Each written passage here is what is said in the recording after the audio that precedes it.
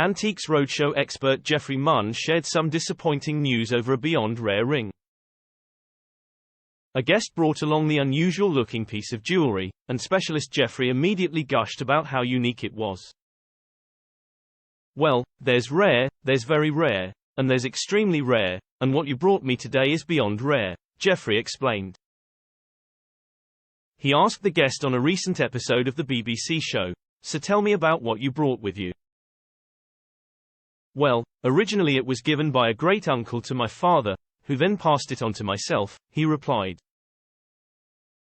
The guest continued, "He was a great collector. And we don't know any more than that, I'm afraid.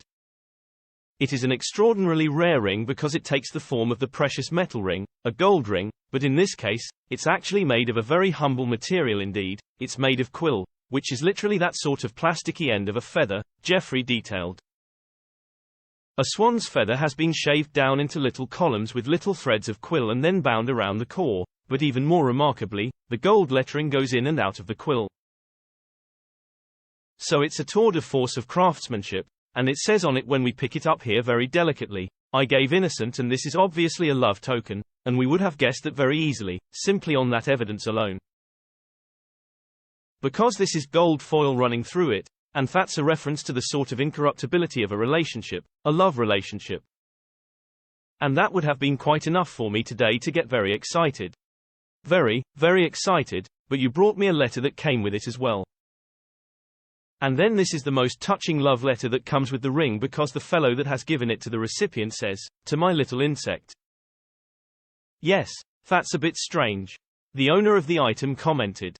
"Well, exactly," Geoffrey replied, adding, "I would like to interpret that it was actually a butterfly because, in the world of amatory symbolism and metaphor, the butterfly is the symbol of the psyche, goddess of the soul, and all higher emotions, including love.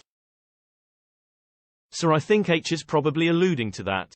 He went on to add, 1785, with his signature, and so we can only assume that H has made this thing and we can only hope and pray that it worked. He enthused, "I've never seen anything quite like it. Gosh, what a belter, honestly, I can't believe it.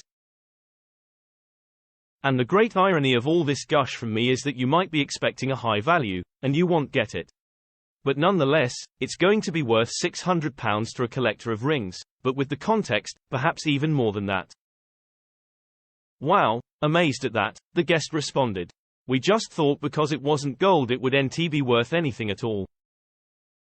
Antiques Roadshow airs on Sundays at 8 p.m. on BBC Two.